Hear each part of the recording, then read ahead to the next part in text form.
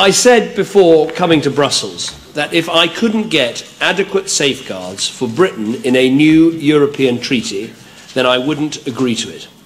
What is on offer isn't in Britain's interests, so I didn't agree to it. You might think this is a good day for, how about UKIP and Nigel Farage? Let's ask him. He joins me now from Brussels. So you happy? Well, on the face of it, hooray, a British Prime Minister does something decisive and vetoes a treaty. But then you think about it and you realise he's actually gained nothing. The reason he couldn't get a special deal for the city is his negotiating position was too weak. If he'd said, look, give me this or we're leaving, I suspect he'd have got a deal. And my real worry now is that our financial markets, our biggest big industry in our whole country, is now extremely vulnerable, because every time the bond markets twitch or the euro has a problem, Mr. Sarkozy will say it's those dreadful Anglo-Saxons in the City of London, let's regulate them even more, and we find ourselves in a European Union in a permanent voting minority and the least popular we've ever been. So I do fear for the future of that industry. On what grounds can you claim that if Mr. Cameron had threatened to leave the EU, that Mr. Sarkozy would have put a gold wall around the City of London? Well, I think that if you go into negotiations in Brussels, you have to be very, very tough. You have to carry a big stick, or you're not going to get anything. And I suspect Cameron went in thinking he was going to get a deal, didn't get it, exercised the veto. And if he thinks he can come home and that Eurosceptic debate will have been appeased by this, I think he's quite wrong. That's not what I asked, Mr. Farage. I asked you, on what grounds do you think the French would ever agree to a gold wall around the City of London simply because we threatened to leave? You know Mr. Sarkozy's attitude to the city. I think he'd have had a better chance of getting that deal. But either way, we've come out of this with nothing. Not a single power has been returned. Sarkozy told us where to go, and we're now in the worst of all worlds. All right, Mr. Farage, thanks for joining us there. That's what the UKIP view is there in Brussels. What does the Labour Party make of it all? Joining me from Glasgow, the Shadow Foreign Secretary, Douglas Alexander. Mr. Alexander, would Ed Miliband have vetoed this deal? I believe we'd have negotiated a better deal for Britain. I don't often find myself in agreement with Nigel Farage, but when he asks the fundamental question, what has Britain gained out of David Cameron's positioning and posturing last night, the answer is absolutely nothing. Why would the French give us a seat at the table? They've already told Mr. Cameron to shut up. Well, exactly. Why wouldn't they tell you to shut up as well? Do you think Mr. Sarkozy would sit and listen to you? Because this has been the consequence of a shambolic and ill-judged negotiation strategy stretching back months. Only a few months ago, David Cameron was telling Chancellor Merkel he didn't want to be in the room. That's what he told Chancellor Merkel as recently as March. So I'm not surprised that other European leaders, to be generous, have been confused as to what David Cameron's position is. The position basically is that the other member states threw down the gauntlet and they wanted to move towards a political union. What they've actually come up with may well prove to be outside the treaties anyway.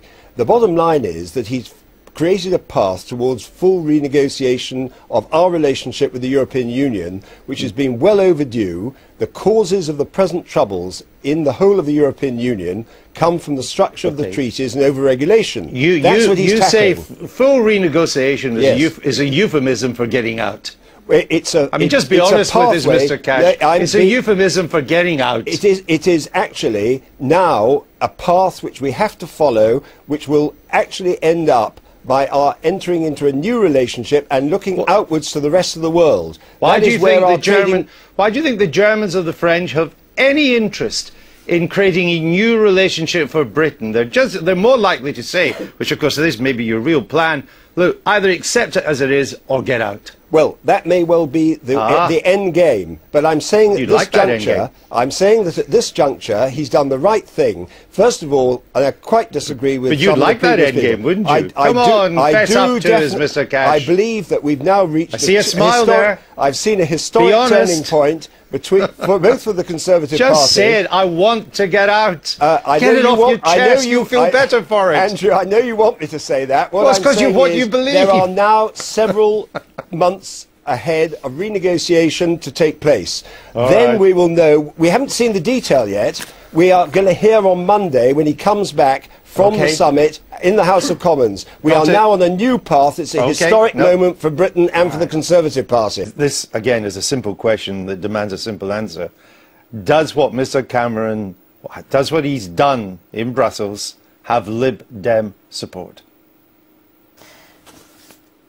I think because he's stuck within the agreed lines, then probably the Lib Dems are very disappointed, but they'll have to concede that, you know, it was a dangerous game and he played and lost. But what should David Cameron do now? That's exactly the point. What can he do now? Because the point is, he went in with very few demands, really. Very, very weak demands, and he got nothing, right? Which is why he didn't sign up to this thing. Which suggests to me there's nothing he can get from the EU. Incidentally, what was quite weird about the whole debate was Cameron is actually going in asking for the power to regulate the city more heavily than the EU wants in a key area, which is capital requirements. Because so it's actually not as simple as he himself has led us to believe here. It's just where he was in favour of the city was on the Tobin tax and not relocating exchanges outside the city. But I'm actually not quite sure what all this is about. Because last time I looked, we had a major European sovereign debt crisis, which needed funded now, which needed the ECB to do something, to print money or to do Eurobonds, which needed the Europeans to come up with a massive shock and all bailout fund.